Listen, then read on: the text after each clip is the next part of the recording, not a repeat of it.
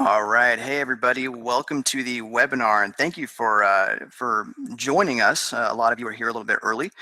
I'm sure that a few people are still probably going to be a little bit latecomers. So what I'd like to do while we wait just a couple more minutes is just run a poll, because I'm interested in seeing how many of you are here for because you're setting up a brand new content marketing strategy versus how many of you are here to kind of tweak or optimize an existing one.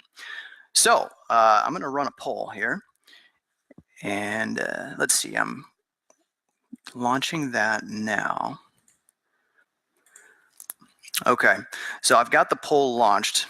So after everybody votes, we'll all get to see what the results are. This should be kind of interesting just to see out of all the attendees here, kind of who's doing what and what you guys are here for.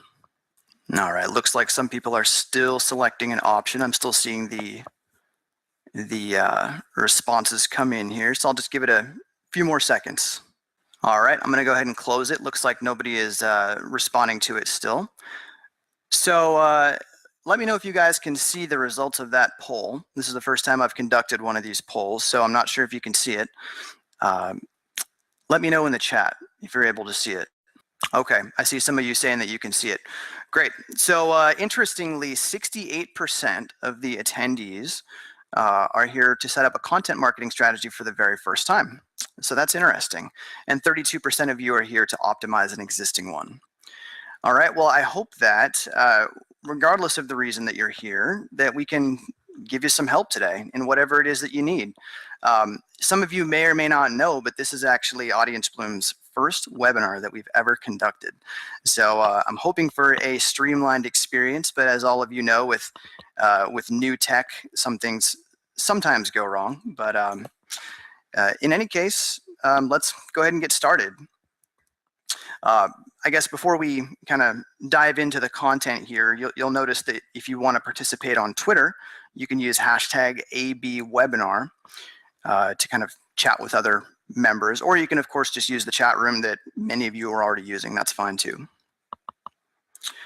So after the content presentation, be sure to stick around because I'm going to make a special offer for a discount for our services. I'm also going to open up Q&A after the presentation, where I'll be taking about 25 minutes or so of live Q&A through the chat room. All right, so it's about, let's see here, it's about 11:05 right now, so I think it's about time to get started. So what I'm going to do for anybody who is just joining is I'm going to introduce myself again, and then I'm going to dive right into the presentation. So just give me a second here and we'll get started. Hey guys, my name is Jason Demers, and I am the founder and CEO of AudienceBloom. AudienceBloom is a Seattle-based content marketing agency. We specialize in link building, a form of offsite content marketing, which we'll cover here shortly. And we work with companies of all sizes to plan and execute link building and content marketing strategies. All right, let's dig into the good stuff. In this webinar, we're going to cover the following topics: what content marketing is, the benefits of content marketing, on-site and off-site content marketing, content promotion, and building an audience. So I actually got the idea for this webinar after conducting a survey that we sent out over email just a few months ago, which if you're listening on the recorded version, what I'm talking about would be, I think it would have been May 2016. And what we learned was that the majority of our audience wants to learn more about content marketing. It was the highest requested topic that we cover in 2016, so I figured where better to start than at the ground level.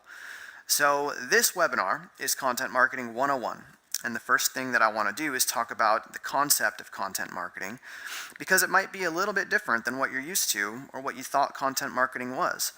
Obviously, content marketing is all about content. So this graphic includes 9 different examples of content, and there are probably dozens more still. Content can mean written content, visual content, video, audio, really anything that communicates with your customers and holds some sort of value. We'll dig a little deeper into what constitutes that value later on, but for now, this is a pretty good working definition. The goals of content marketing are to make your brand more powerful and visible, resulting in higher conversion rates, more traffic, more leads, and more sales.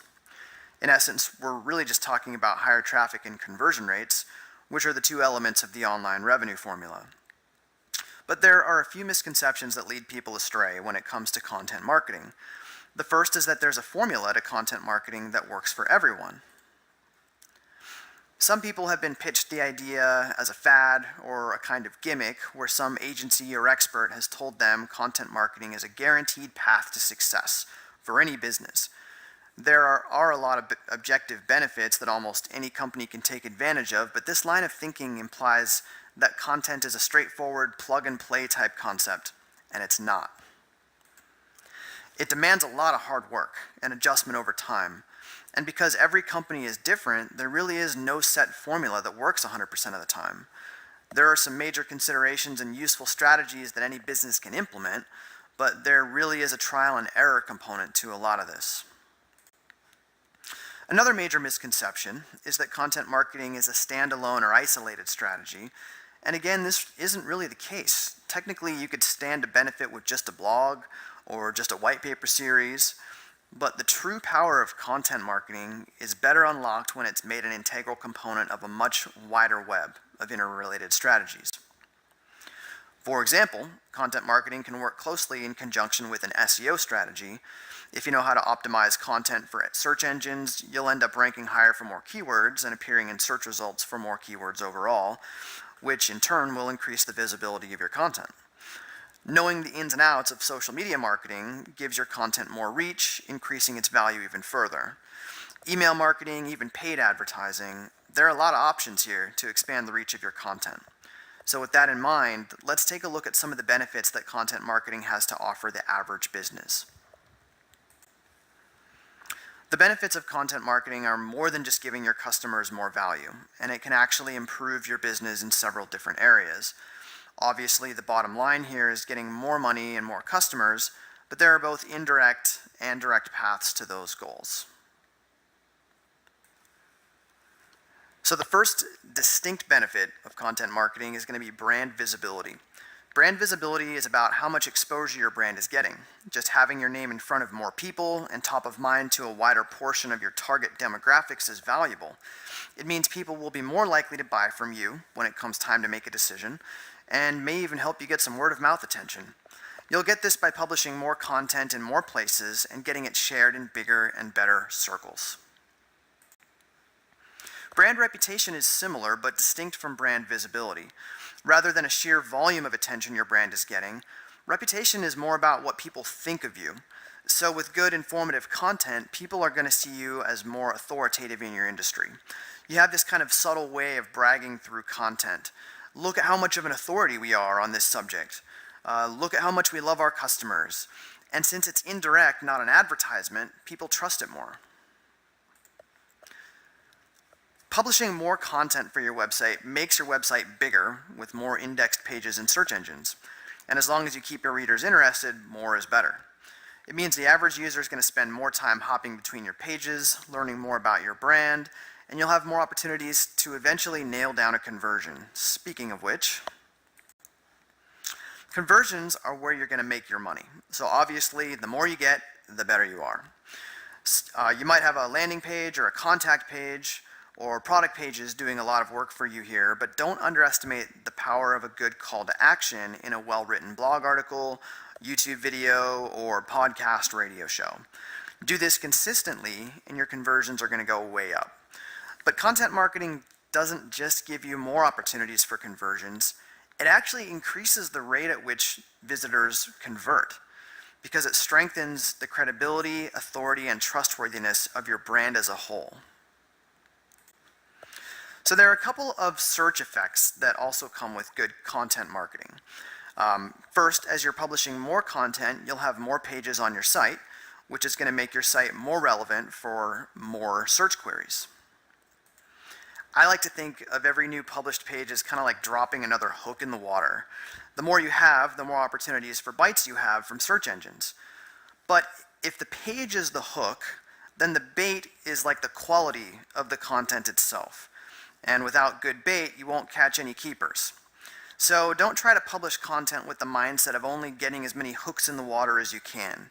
The better the bait or the better the quality of that content, the better your catch will be. And what I mean by that is you're going to see higher conversion rates with the visitors that you do attract. So the other main benefit of SEO, or I should say the other main SEO benefit of content marketing, is the inbound links and the brand mentions, which can either be linked or unlinked, that result from content marketing. Much of your content marketing is going to happen off-site, which I call off-site content marketing. So that presents this opportunity for you to link back to your own domain. Even unlinked mentions of your brand name are thought to have an impact on SEO. Those same links and mentions can also result in really good referral traffic over time from the websites that they appear on. So I've found that providing links to relevant articles or ebooks on AudienceBloom.com within the context of other articles I've written is a great way to drive referral traffic. Social traffic works pretty much the same way. As people read and share your content, you'll see traffic from those social media channels. This is especially true for certain industries like software as a service, where your customers need more information to stay engaged with your brand, such as new strategies or even help or troubleshooting guides. Give your users what they want and what they need, and they'll stay loyal for life. And as we all know, customer retention is crucial for long-term growth. Now, there's one more major benefit to content marketing, but it kind of warrants its own section. So I've got it on the next slide here. Okay, so here we have the principle of compounding interest as it applies to content marketing. In my opinion, this is what really separates content marketing from the pack in terms of different marketing strategies that you can choose from. Now, in the financial world, you have this principle of compound interest where you earn interest on an investment, let's say at a consistent rate, but every time you earn interest, you're actually earning interest both on your principal investment and the other interest that you've already accrued. So this creates an exponential growth curve rather than a linear one, and that results in tremendously better long-term benefits. Now, on the other hand, here's a graph that shows ROI from traditional paid advertising, where you're paying for clicks, visits, or even just impressions, and the price you pay doesn't really change much. You earn X value for every Y dollar you invest, and then the transaction is complete. Maybe you retain some of those clients you earned, depending on what type of service or product you offer, but once you stop funding the ad, it disappears entirely, and any traffic from it stops immediately. Comparing the two graphs here, you can see that PPC, or paid ads, has the advantage for short-term value, but content marketing is the clear winner when it comes to long-term value. With content marketing, you have a couple principles that make content closer to a compound interest returning investment versus a linear one. First, you have this concept of permanence. So in a traditional ad campaign, it stays up for as long as you pay for the ad, but once you stop funding that ad, it just goes away. In content marketing, you produce a piece of content, share it, perhaps throw a small marketing budget towards it to get some eyeballs on it, and then you never have to spend any more effort or money on it. But it keeps earning you traffic, leads, sales, and all the other benefits we talked about over time, especially if you syndicate it after its initial publication. And I'll get a little more into that later. Second, you have this ballooning effect of popularity. When you first start out, nobody's really going to know who you are, but eventually you'll develop a reputation. People are going to start to recognize your brand or your name if you decide to use your personal brand. And you'll start to build this steady readership and social media connections with your readers and other influencers. Over time, every new piece you publish, even if you put the same amount of effort into it as your other pieces, becomes inherently more valuable because you'll be able to leverage a pre-existing and constantly growing audience and brand and network of other influencers who you can tap into to kind of help share that message. Think of a site like TechCrunch or Mashable, who can publish a single article about just about anything and get hundreds or even thousands of social media shares, seemingly at the drop of a hat. It's not necessarily because the content was so amazing that it deserved or accrued that many shares. It's just because those brands have developed loyal readerships, trust, and influencer networks that balloon the power of every single piece of content they publish. Collectively, these factors make it so content marketing pays off in a non-linear growth pattern, which means its long-term returns have the potential to be just amazing. Your sense of scale and ballooning authority are valuable at the later stages of growth, but when you first start out, you're going to feel like you're on an island, like this guy. You're going to have very few, if any, readers and a very, very small audience. There's unfortunately just no getting around this. Content marketing is the best strategy for long-term payoffs, but in the short term, it's unlikely to give you instant results. You've got to be committed and patient for this to work. But as you continue your campaign and your content catches the interest of readers through paid or organic channels, you're going to grow your audience steadily. Think of it as building roads and bridges to the island that you started on. All right, now let's take a look at how you can actually build a strategy like this. I'm going to be breaking this down into a few main sections, but the two most prominent are called on-site and off-site content. So your on-site content is everything that you have on your website itself. Now there are a few main considerations that you'll have for the type of content that you'll want to provide here. It's got to be original. You want to make sure that nobody else has done this before. If you publish something that somebody else has already covered, people aren't going to have any real reason to read it. So how can you make it original? That's up to you. Do some original research, come up with a unique idea, experiment with something new, run a survey on your audience so that you have data that nobody else does, and then analyze that data. Just make it stand out by making it different. Practicality is the next one. I could write about how much I love ice cream, but nobody needs to know that or probably even cares. But in case you do care, that would be mint chocolate chip. However, people do need to know about content marketing and how to start up their own content campaigns. And so here we are on this webinar, and that's why we're here. On some level, your content should be practical for your audience. Give them advice, tools, or information that's useful to them. Next is detailed. Nobody wants fluffy content where there are a lot of words on the page, maybe, but it's not really saying anything useful. So give your readers concrete examples, creative illustrations, and specific data points. The more detailed you are, the better. Next is engaging. You can have good content that still isn't engaging. You need to grab your readers' attentions and get them really invested in your content. You can do this by making it more visual or making it more entertaining. The real key here is to make your content more approachable overall. And finally, we have consistency. And I don't mean writing the same thing every week, because obviously you still need to be original, but there has to be some kind of similar thread between your content. The same voice, the same style, maybe the same realm of expertise. Give your readers something that they can grow familiar and become comfortable with. That'll keep them coming back for more. So these are the 5 main areas that you'll really want to zero in on for on-site content, and they also apply to your off-site content. Your on-site content is where you've got to start. Nobody's going to start accepting guest posts and submissions from you or your brand until you have some published proof of your content's quality and your brand's expertise. You can't just show up claiming you're an expert. You have to show people and prove it that you know what you're talking about. And usually that means building up a cache of on-site content, sort of like a resume. On-site content also gives you more creative liberties than external publishers will. There are no requirements to follow other than the ones that you've set yourself, and you won't be limited in terms of how often you want to publish, word counts, things you can or can't say, etc. Beyond that, on-site content gives you all kinds of opportunities for customer acquisition and retention. You'll be able to include more calls to action, give your customers more value for their money, and really just strengthen your current customers' perceptions of who your brand is and how good your products or services are. The best way to publish on-site content is with a blog on your website, and that's why I've pictured the AudienceBloom blog here. Make your blog your content hub. I recommend using WordPress because it's very user-friendly and can be augmented with a ton of useful plugins. Off-site content, on the other hand, is a different animal in terms of the steps that you need to take to execute it. The basic idea of off-site content is to publish content on behalf of your brand, usually a personal brand, on external publications.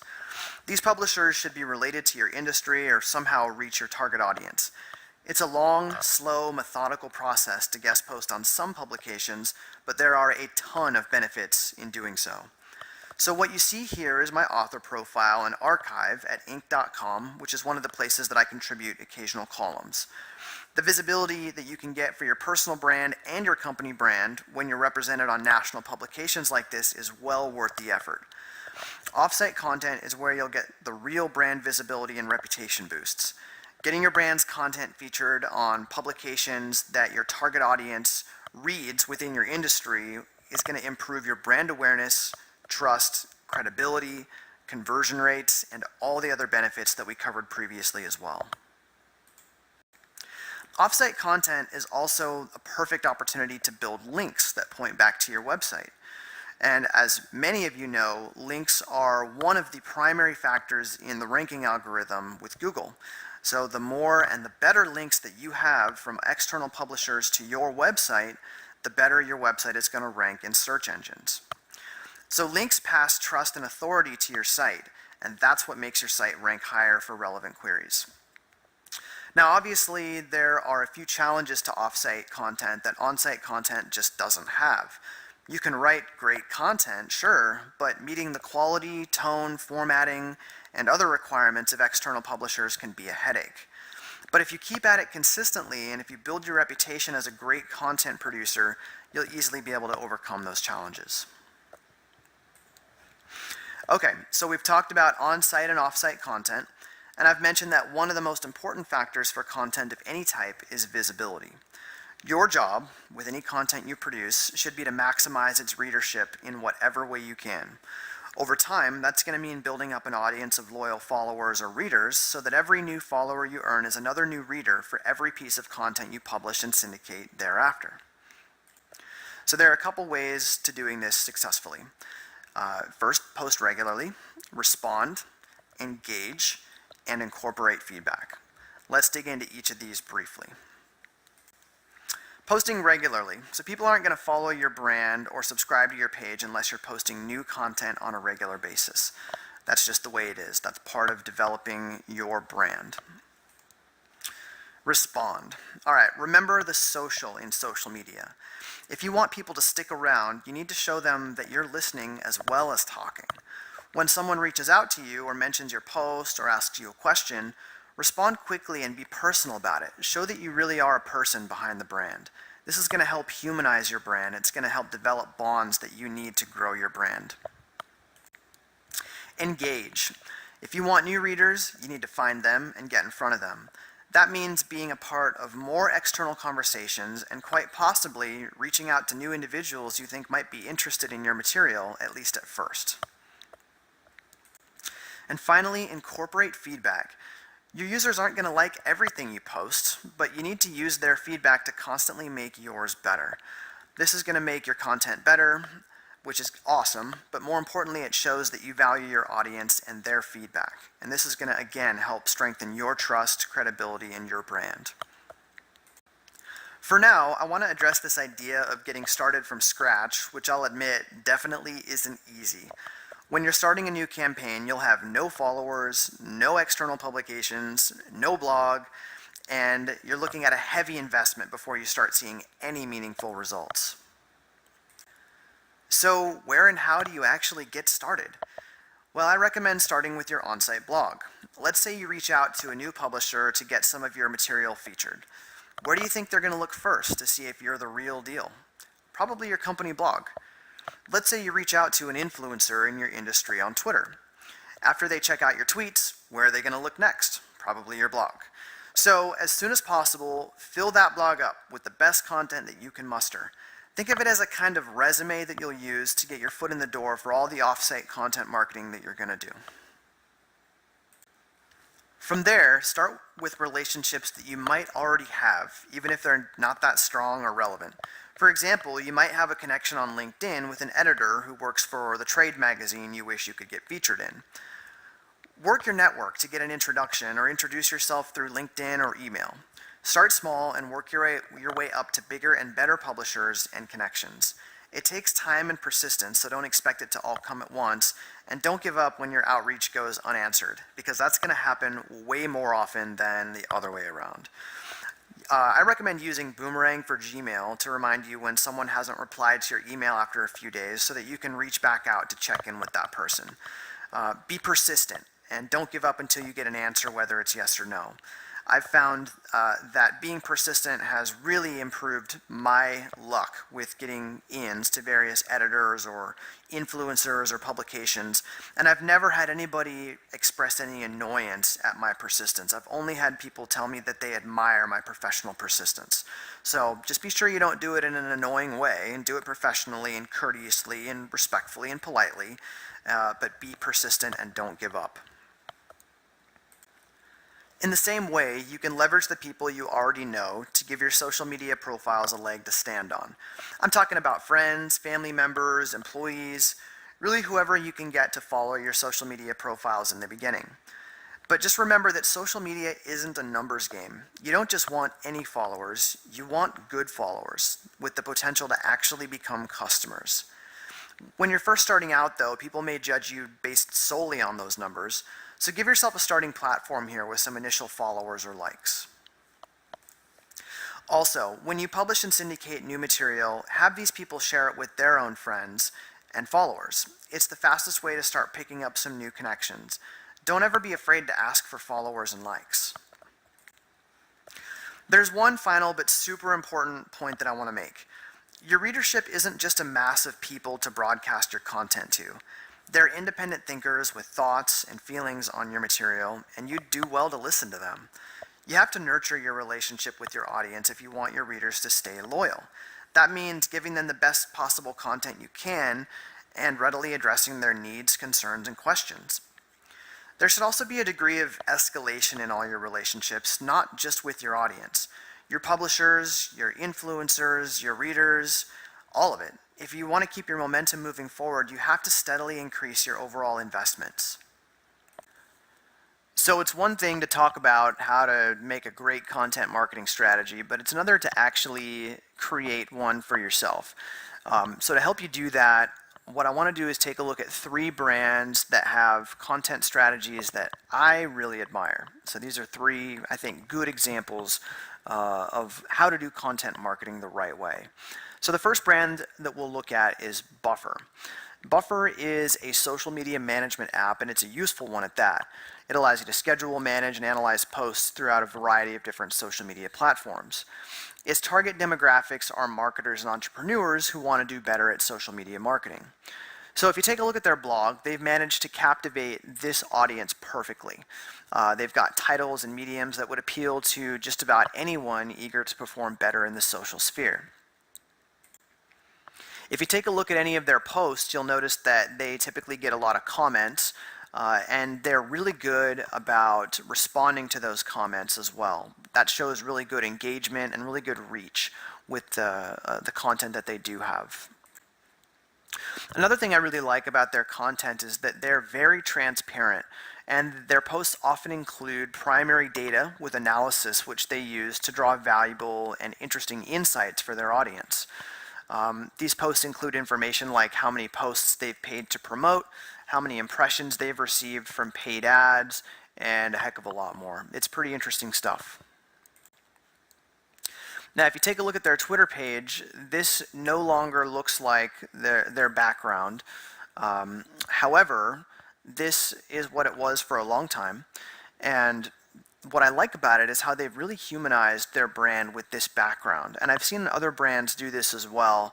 But by putting faces to the names and really showing who the company is and how it's comprised of people and not just some corporate entity, I think that does a lot for humanizing the brand, which builds trust with their target audience. So all of these are solid tactics for any content strategy, but where Buffer really differentiates itself is on how it markets or distributes its own content. So really content promotion. It focuses on generating a massive social media following, from which it gets tons of shares, retweets, likes, and all sorts of engagements. So this serves multiple purposes, giving them a powerful platform through which to send and support their greatest material, and helping them to build an even better reputation for themselves. After all, where better to look for a social media authority than on social media? This picture here shows you, using a tool called BuzzSumo, some of their highest performing articles in terms of the number of shares. So you can see that they're really good at getting great reach on their content. So the next brand to take a look at is one of my favorite blogs on the web, if not my favorite, and it's called waitbutwhy.com. Now, if you haven't heard of it, you're in for a real treat. This blog is written and illustrated by just one guy named Tim Urban, and it has absolutely exploded in popularity and visibility over the course of the past 3 years due to one thing that it does better than any other content strategy I've ever seen: quality content. So this blog doesn't really have a specific target audience. It's written for pretty much anyone, covering topics that should matter to everyone, such as artificial intelligence, cryonics, procrastination, human ancestors, etc. But even still, Urban really manages to nail it with every post he writes. His posts are great at forming an emotional bond with his readers, exploring topics in very, very comprehensive fashion, and using just extraordinary attention to detail. I've never seen a single typo in any of his posts.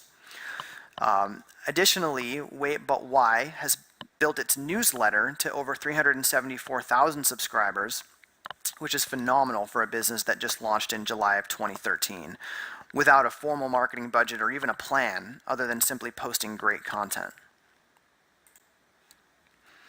So this newsletter is built through calls to action on the site that include an occasional pop-up. And here's an example of one of those pop-ups. What I love about it is that even this pop-up is imbued with Tim's sense of humor, and it's seemingly self-aware. One thing that I really like about the way Wait But Why promotes their content is by using their email newsletter to seed their content with pretty much literally hundreds of thousands of page views every time they post a new article. And the reason is because they announce every new article through their email newsletter. So the more email subscribers they have, the more initial eyeballs they get on every new piece of content. Of course, if hundreds of thousands of people are reading it, then you have many people who are also sharing it, telling their friends about it, reposting it on their own social media channels. All of this in turn causes their posts to go absolutely viral, just about every one of them. So perhaps what's most impressive is that Wait But Why is fully funded by its Patreon patrons with over $13,000 a month in monthly pledges. I'm one of those patrons. But Tim Urban is making over $150,000 a year from Patreon, before expenses, of course, and I know he must have employees and such. But that's really not bad for a guy who started a blog 3 years ago from a small apartment in New York. It really speaks to the potential and to the, I would say, necessity of quality content. So our third example is blondenerd.com. And blondenerd.com is Brittany Brombacher's website. It's kind of her hub where she posts videos, reviews, text-based commentary, and audio commentary about video games. She loves video games, all things video games, and she is a journalist and member of the media within the industry. So if you like video games, you should check out blondenerd.com. What I really like about Brittany and about the way that she runs her brand is that she knows how to adapt. So when she first started out 5 or 6 years ago, all of her content was text-based blog posts about video games, but over the past couple years, she's become really more video heavy, and it's really worked well for her. So her videos achieve much, much higher reach than her written content, and she seems to have embraced video as the form of content that her audience responds best to. Here you can see her YouTube page with some of her recent videos. She still publishes text-based content occasionally, but she's really a great example of a brand adapting their content approach to cater to what their audience likes best. Now, the number one thing that Brittany does better than any of the other examples is really how evident her love for her audience is. She responds to literally every single comment left to her for her by her audience, whether it's on Facebook, Twitter, or YouTube, or on one of her blog posts. In doing so, she's fostered an audience that is intensely loyal. So whereas most celebrities ignore outreach from their fans, Brittany makes each of her followers feel as though they are truly important to her because they actually are. I've never seen a brand invest more resources into developing a real, human, personal relationship with their audience as Brittany does. Consequently, she's the picture-perfect example of not only how to use social media within a content marketing strategy, but also how to grow and nurture a brand while doing so. So with that said, that pretty much wraps up what I wanted to cover for this webinar. We've kind of covered what content marketing is, how to get started with it, and a few really good examples of brands that are doing it well. So with that said, I hope that you found value in this webinar, and if you have, I would love to have your feedback, of course, and of course share it with anybody who you think could benefit from it as well. So with that said, I'll be happy to open up the floor to questions, which will start now. All right. Well, before we get started on Q&A, I actually want to show you guys the offer that I had told you about at the beginning of this webinar. So what we're doing is offering 10% off any of our services, and this is valid through August 12th. If you'd like to take advantage of it, all you need to do is go to our website, go to our contact page, and when you reach out, just mention that you attended this webinar. So this special is only for you guys, our webinar attendees. What you're looking at here are just kind of the pieces of the online marketing puzzle. You can see some puzzle pieces here, and the ones that have our logo on them are the ones that we can help with. So in an effort to keep this as content focused as possible, I won't say any more about that. But to get back to the content piece, what I'd like to do is kind of practice what I preach. And I want to see how you guys felt about the content presentation of the webinar. And then we'll get into Q&A. So this goes back to the collecting feedback, listening, and engaging with your audience. So I'm hoping to practice what I preach here. So I'm going to launch a new poll. And it is up. Go ahead and let me know what you thought of the presentation, how it compared to other webinars that you have attended, whether it was the best, better, average, below average, or poor. Don't be afraid to hurt my feelings. This is really good for me to know because this is important, you know, for any future webinars that I know whether or not this formula works for you guys. So if you haven't ever attended a webinar, just say average because then technically I suppose that would be, I guess any option would be true for you. But yeah, if you've attended no webinars ever before and this is your first one, just say average. Unless, of course, you were totally blown away and you thought it was amazing and awesome, then I would like to know that. So I will leave the poll open for just a few more seconds here. And then we will open up the floor to Q&A.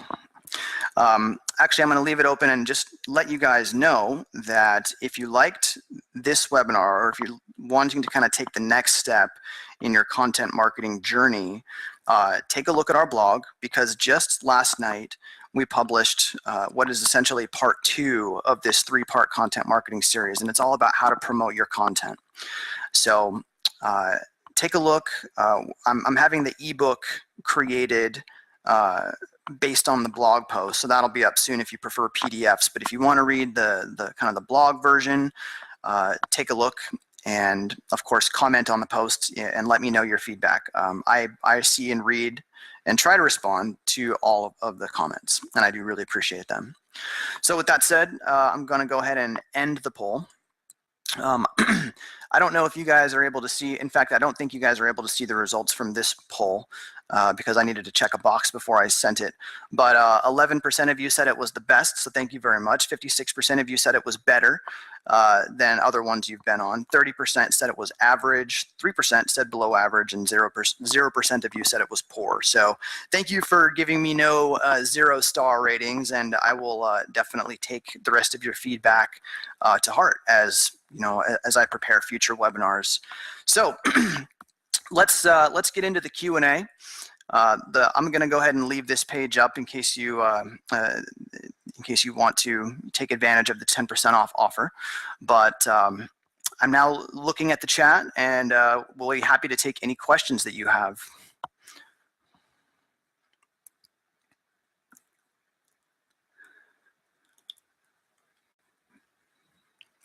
So let's see. I'm going to start with you, Kathy. I'm going to mark yours as a question. You missed half the webinar. Will this be available to watch later? Yes, it will. If you registered for it, which you probably did since you're here, you are all going to get an email with a link to the replay of the webinar. So you'll be able to see the whole thing in its entirety. That link is going to be automatically emailed out, and it's going to be, I believe, within 24 hours. I don't do it manually. It's automatically done. So I think within 24 hours. Thank you, Maria, for the comments on the great webinar. Let's see. Carla says, do you have a recipe to have more visibility and lots of followers? So Carla, the recipe really is just take a look at Wait But Why. That's my second example. Their recipe is just really, really good content. If you go to waitbutwhy.com, take a look at any of their blog posts, you'll see what I mean. It's, I mean, he probably researches for hours before. I mean, he probably takes months to write these things, but they are fantastic.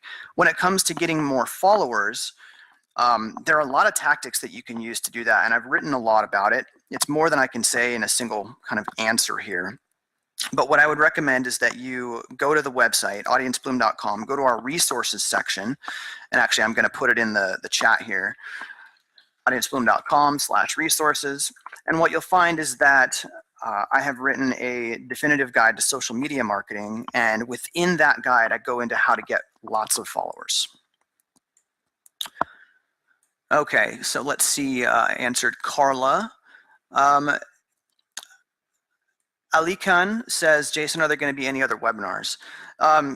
You know, my plan is to do more webinars. This is our first one, and I kind of wanted to see how this one went and what you guys thought of it. And it looks like the majority of you thought it was at least average or better than average, so that's good. Denise, you say, how frequently should you blog? This is a question that I've struggled with too throughout the years, and it's a question that I've had many other business owners ask. And what I've found is that it really depends on your audience. And I know everyone hates it when someone says it depends. But what I would suggest is that you look at what happens to your numbers, your Google Analytics numbers, when you blog frequently, for instance, once a day, and see how it's affected when you're blogging maybe once a week or once a month. And then just kind of take a look at the data. What I found was that traffic increased significantly when at AudienceBloom we started blogging once every day. Now we've backed off on that recently because my focus has been more to follow the example of Wait But Why, which is where you publish less frequently, but whenever you do publish something, you make sure that it's really the best that you can possibly do and the best that it can possibly be. And then you spend a lot of effort and time on promoting that piece or promoting each piece. So that's more of the model that I'm following right now, and that I've found that resonates well with AudienceBloom's audience. Depending on what kind of business you have, that could be different though, so it is worth testing. Let's see, Natalie says, what is the most important to do first? Start blog? And yes, I would say that it's most important that you have content on your own website and that content is really good before you start branching out to the off-site stuff. So focus on your own website and getting quality content there first. James says, do you feel LinkedIn is good for small businesses marketing to B2C? You know, I haven't seen any examples that I can think of off the top of my head of LinkedIn being successful for small business marketing to B2C. I think that it has tremendous value for B2B marketing, but unfortunately, I can't think of any examples of value for B2C. There may be examples out there, but I just don't know about them. Let's see, Larry says, is there a minimum number of blogs on site before I begin promoting? Larry, I would say that a safe number would be 10. That's kind of an arbitrary number to throw out there because, you know, I could have just as well said 20 or 30, but in my experience, what I found is that before you start reaching out to offsite sources, editors, publishers, journalists, and other types of offsite content resources, you need to show consistency on your own website. And I think that 10 is a nice number to kind of demonstrate that consistency for most people. Monica says, you write a lot about SEO. Are you doing an advanced SEO workshop anytime soon? Monica, I don't currently have any plans to do an advanced SEO workshop. However, I will keep that in mind. So thank you for letting me know that that's something you'd be interested in. Elizabeth says, how do you get an invitation to do a guest post on another site? Elizabeth, typically there are not invitations for that. You have to be proactive and reach out to the sites on which you want to guest post. That process, most people think it's a lot more complicated than it really is. Honestly, it usually starts with Twitter, LinkedIn, or Facebook. You need to find out who are the editors or the journalists there that that write for that publication. Find their email address, which you can use tools to do. And I've actually written about that. If you just Google my name and then how to find anyone's email address, you'll see a couple articles that I've written about that. Once you find their email address, be persistent. Just be polite, friendly, and ask them, explain to them how you can add value to them and why you would like to submit a guest post. Okay, let's see. Paroma says, which are the third-party websites to syndicate content? So if you're talking about publishing content that is the exact same as you've already published on your own website, you have to be careful here because doing so can trigger a duplicate content penalty. There are some sites that are known to be safe, though, for doing this. And the ones that come to mind would be LinkedIn. LinkedIn has a publishing platform. LinkedIn Pulse is what it's called, and it's open to the public, so anybody can publish there. But you have to be careful because it's only going to work if you're publishing content that's interesting to other professionals. And generally, it's B2B. So if you have a B2C business, it's probably going to be less worthwhile. Business to Community is a similar site that accepts content that is exactly the same as has been published elsewhere. So that's business2community.com. 2 is the number 2. And then the other one I believe is socialmediatoday.com. Accepts duplicate content.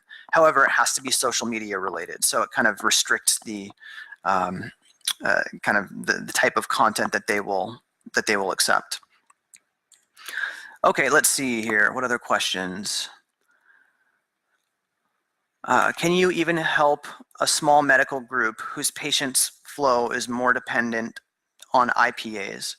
Farzine, I'm just not familiar enough with marketing in the medical field. I do know that there are regulations there that have some restrictions, and it's just not something I know enough to speak about, unfortunately. Alikin says, Jason, do you plan to launch a second webinar? I don't currently have any concrete plans, but it is my intent to turn our webinars into a series if you guys like them and if you find them helpful. So that's why your feedback is helpful for me. Let's see, Jen says, if a blog is about making money online, what is the best way to stand out from others? Is doing videos in a humorous yet informative way a good idea? So the best way to stand out from others, Jen, I would start by looking at your competitors and seeing what they're doing. Really understanding your competitors will give you the basis from which to build your own strategy so that it's different and so that it stands out. And so with that said, if doing videos in a humorous yet informative way is a good idea, yeah, I mean, if your audience is receptive to humor and if they need or want information, I think that could work, especially if your competitors aren't already doing it, or if you think that you could do it better than your competitors are doing it. So I think that, I mean, it usually humor works, on pretty much everybody. So I don't think you can really go wrong with humor, except for in very limited circumstances. Natalie says, how long do you normally take to prepare a blog? How much on research and how much on writing? Oh, goodness. I generally, if you're talking about my daily columns, for instance, on Forbes, I will generally research for about 1 to 2 hours, and then I'll write for about 45 minutes. That's about how long it takes me to, so all in all, you're looking at 1 hour and 45 minutes to 2 hours and 45 minutes, and that's for my daily stuff. Now, when you look at my ebooks and my really long kind of in-depth posts on AudienceBloom.com on our blog, those take me quite a bit longer. I actually don't even know how long they take. I just kind of go through them. So that's about the best I can give you. Gonzalo says, what minimum number of posts do you recommend to have in your blog, your content hub, before you start promoting? Okay, so this is a question that I actually answered earlier, and I recommend about 10. And again, it's a little arbitrary, but 10 is it would be kind of what I would see as the golden ticket there, the golden number. Okay, so Robert says, I'm in education for the military training command with my 18 to 24-year-olds. What would be the best area on the blog to begin my campaign? So Robert, let me just, to make sure I understand, it sounds like you're educating, you're in education for the military training command. So I guess I'm not exactly clear what your position is here. If you want to shoot me an email on this one, just so I can get a little bit more clear about what exactly it is you do, feel free. You can do that. Actually, if you just send us send me an email to jdemers, that's J and then Demers, just the letter J, at AudienceBloom.com. I will be happy to answer your question once I understand it a little bit better. Brock says, as a one-person SBDC business consultant for 6 counties, I'm trying to understand how to have good content that reaches people but have little time. What is a good way to approach this? I have set up a constant contact account and would look to push from there, and Facebook, Twitter, and LinkedIn. So it sounds like the challenge that you're having is, how do you create good content that reaches people when you have little time? Brock, what I would suggest is that you hire some help to help you with various aspects of your content marketing strategy, because content takes a lot of either time or money or both. So if you have little time but you've got the money, then it probably is time to outsource. From there, it's just going to be a matter of understanding your target audience, understanding your competitors, and creating content that fits both. Gabriel says, I noticed that you briefly mentioned that most of your content marketing will be done off-site. In your opinion, what should content marketers focus on the most, on-site content or off-site content? Gabriel, I think that both are extremely important. You definitely need to start with on-site content, and you need to continue with on-site content. I think that and they both have different kinds of value. For instance, on-site content is like a magnet that attracts links, it attracts shares, followers, audience members, readers. And the great thing about on-site content is that if someone is on your site reading your content, it's much easier for them to convert and become a customer because they're on your site, which means you can present them with calls to action. Off-site content really plays a role in driving customers to your site or to your on-site content. So if that makes sense. And the reason is because offsite content, for instance, when you get published on a major publication, like I mentioned, Inc.com, you reach a whole bunch of new readers and audience members and potential customers. And when they read your content and click a link and get back to your site, they're already kind of pre-sold on who you are. They know a little bit about what you do, and they're probably impressed with your content. So they have a good impression of you. So both are equally important, I would say, and they serve different roles, but don't neglect either one. Okay, Maria says, when starting out a new content marketing campaign, what do you consider the most important strategy to concentrate on? Maria, when you're starting out, you need to the most important strategy to concentrate on is going to be your on-site content and making sure that you don't just get content up for the sake of having content. You need to have content that meets the criteria that we went over in the presentation, like originality and practicality in those. So make sure that the content that you have is really good, and then you can worry about all the other elements of content marketing. Just start by creating good content and getting it published. Let's see. Penty of Amelie says, what about Instagram for marketing? Instagram is a very interesting kind of development in the social media and content marketing scene. I saw a statistic the other day, and I can't remember where I saw this, that something like what is it, 10 times, or sorry, Instagram gets 10 times more engagement than Facebook does, which I think is fascinating, because if it gets that much engagement, then it really gives you a lot more bang for your buck when you're talking about branding. Engagement really is what builds brands. So I think that it has a strong potential in marketing. I've written a couple articles about how to get Instagram followers and how to use it for marketing. And if you're interested in that, just Google my name and then add Instagram to it, and you'll find them. But those articles will give you a little more in-depth answer than I can go into right now. Okay, Tiff says, oh, sorry, let's see. Jen said, if a blog is about making money, oh, okay, I already answered that. Okay, Tiff, how does a company answer or write each and every part, respond to the customer's outreach? Can a hired hand do that and maintain this relationship? Tiff, yes, a hired hand can do that, as long as that hired hand is has a love and a respect for the brand. If it's just another brand, if it's just another brand agency on that agency's plate, then they might not give that brand the attention and love it deserves when it comes to dealing with customers. So can it be outsourced? Yeah, I think it can, but that outsourcing needs to be closely monitored. So I hope that answers your question. Robert says, I have a subscription up for renewal for Hootsuite. Is Buffer that much better for the money?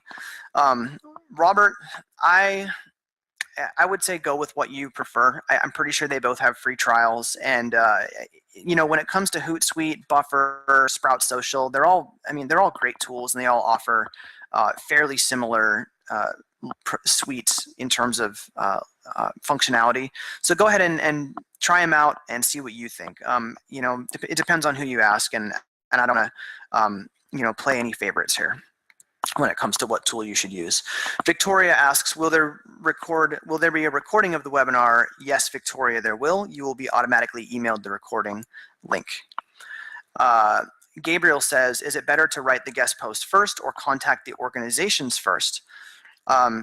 Gabriel, I find that it's better to contact organizations first, because what they'll typically want to do is talk with you about pitches for your ideas for that content. And so you don't want to have something already written. I regularly get outreach from people who are trying to guest post on AudienceBloom.com, and they'll send me articles that are already written. And personally, I'm not a fan of that approach. I prefer, a polite, professional request to guest post, followed by working with that blogger on what a good topic, interesting topic would be. Let's see, looking at the questions. Farzine asks, I'm not a blogger, but I need content for my medical group website. How can I get content without getting into legal issues? Farzine, unfortunately, I don't know. I just don't know enough about medical content regulations. I'm sorry. Lulu asks, what is the duplicate content penalty? Are you speaking metaphorically or literally? Lulu, I'm speaking literally. There is a known duplicate content penalty, and what that means is that if Google finds content that's on your website and is also on another website, they have been known to devalue or de-index even content from one of the locations. If that location happens to be your website, then essentially that loses its value to you. So In more extreme cases, websites will have tons of duplicate content on their own sites. So 5, 10, 20 instances of content across their own website. And Google really doesn't like this either. It can cause your website to lose visibility in search results. And if you want to learn more about it, there's a post that I wrote a couple of years ago on duplicate content, and it's a long one. But you can take a look. Just go to Google and search for AudienceBloom, Jason Demers duplicate content, and it'll probably be the first result. Let's see. Monica asks, can you optimize on-site content for your site's primary keyword? Monica, in a nutshell, yes, you can.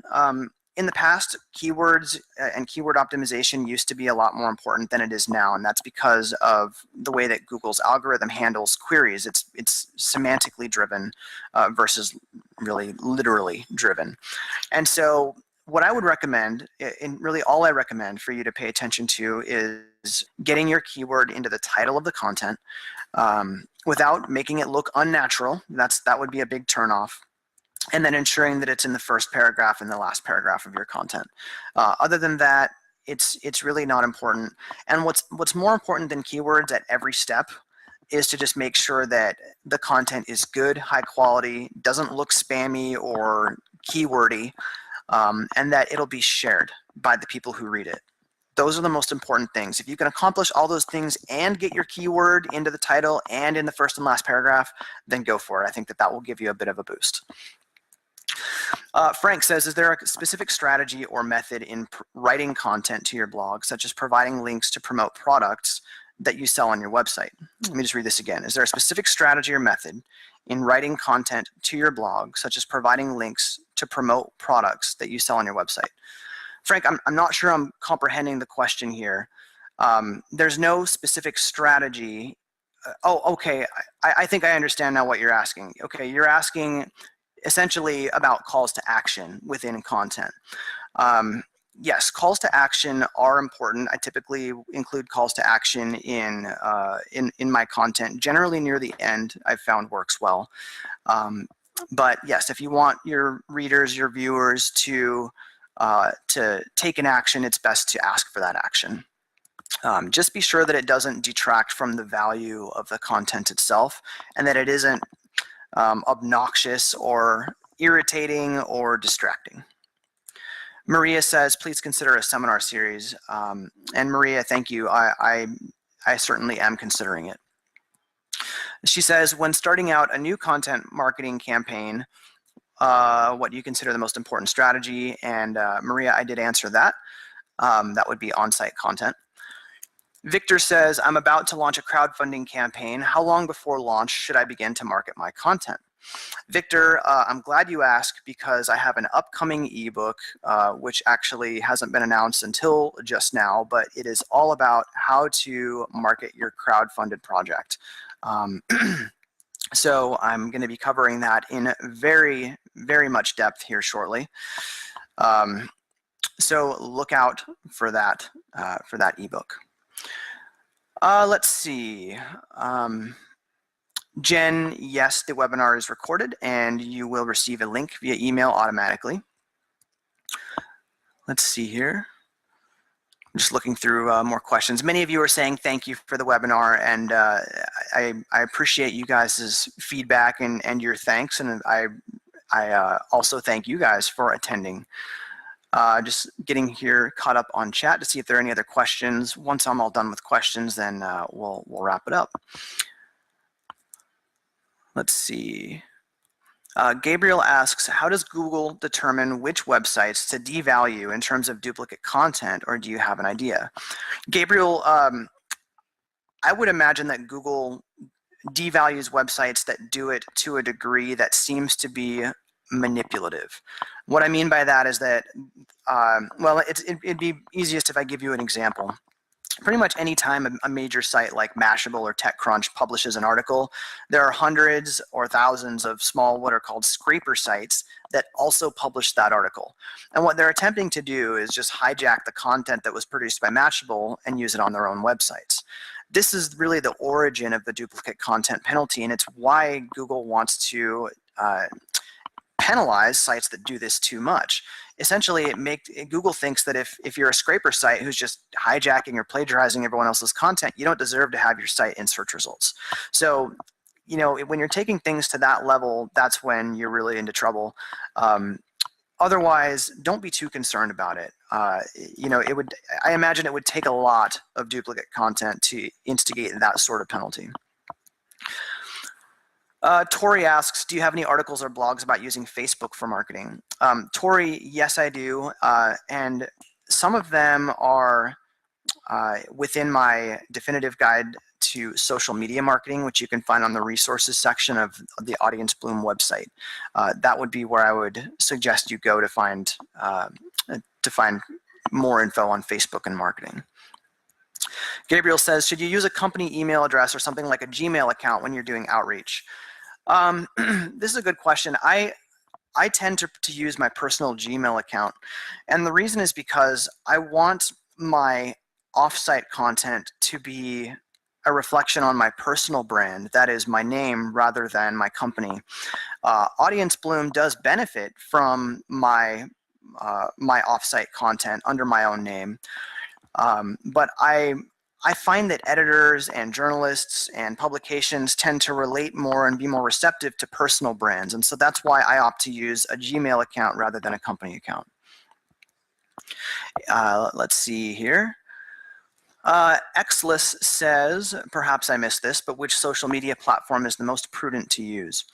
Xless, interestingly, I was curious about that as well, and so back when I sent out that survey to our email list about what really a lot of questions, it was called what works in content or in online marketing, we came up with some interesting feedback from everybody on that. And I don't recall the exact breakdown, but I believe Facebook was fairly strongly the first place leader in terms of the most prudent platform to use. And that's in terms of our audience and what they were saying was working best for them. You can download that report if you go to our blog or if you go to Google and just type in AudienceBloom, what works in online marketing. You'll find it there and you can download it for free. It's a PDF. Elizabeth says that the question and answer has been very beneficial and much better than other webinars. Well, thank you. I appreciate that feedback, Elizabeth. Let's see. Paroma says, how can I be sure that I'm subscribed to your newsletter? Paroma, you can go to our website and scroll to the footer, and there is a space for you to input your name and email address, and that way you can subscribe to our newsletter. Maria says, just to clarify, keywords are not as important as in the past. Maria, yes, that's right. And that's largely because of the way that that search engines have evolved to accommodate the mobile trend. As people use their phones or their tablets to conduct searches, they type things differently than they do on desktops. And they often will speak those queries. They'll speak them, for instance, to Siri if you have an iPhone, or Google Now if you're on an Android. And so queries are becoming much more about what is the meaning or the intent behind this query rather than the actual words that were used. And that's what I mean by it's become more semantic. So that's why keywords are less important. Google doesn't even really consider the keywords literally as much as they used to. I'm sure there's to some degree that they do, but it's not as important as it was in the past. That's correct. James asks about content curation versus original content. James, I haven't done much experimentation with content curation. I've heard good things about it from other folks. I think that it's really a matter of personal preference. If you feel that you can create good quality content by curating it, then I'd say go for it. Just be sure that you avoid using too much of the content of other people's content in your own, lest you get dinged with the duplicate content penalty. And make sure that when you do curate content, you add value from your own perspective. So rather than just posting a link roundup of good articles, explain why those articles are unique or why they were chosen or what the value is in those articles. Let's see here. Gonzalo says, one can tell that you love the topic and sharing your knowledge. Well, thank you, Gonzalo. I appreciate that feedback. This is our first webinar, and so it's really good to get you guys' feedback on this. Maria asks, what is considered duplicate content? What does it have to identical word for word plagiarism? Maria, duplicate content, I know that a couple of years ago it was kind of accepted that it was generally 30% or more of a single page of content being copied. This in this era, and I say this era because eras change really quickly in online marketing. I don't know if that 30% figure is still valid. What I would say is, just to be on the safe side, make sure that the majority of the content that you have on a page is not directly lifted from another page. And when you do directly lift content from another page, be sure that you cite it appropriately. That means link to the page from which it originally came. Google sees those links, and they do consider that when they determine what's duplicate content, what's plagiarism, etc. So don't be afraid to use other content, but be sure that you use it in a way that adds value to your content, and be sure that you cite it appropriately when you do. Marcus says, outside of guest posting on sites or posting through social media, are there any other effective tactics to help amplify content off-site? Marcus, your question couldn't have come at a better time, because just last night we released my latest, if you want to call it a monster blog post, you can do that. It's being turned into an ebook right now. But go to the blog and you will see it there. It's called Content Unleashed. And that is everything I can possibly have to say on how to amplify content off of your site. There's also an infographic at the bottom that kind of gives you a step-by-step tactical breakdown of exactly how to promote your content after you've published it. All right, well, that's it for the questions, you guys. Thank you so much. With that, we're going to wrap this up. Really, really appreciate all of your attendance, all of your questions, and looking forward to seeing you again. If you have any questions, any other questions for me, you can shoot me an email, or you can reach out via our website. And looking forward to seeing you all on a future webinar. Thanks again, you guys.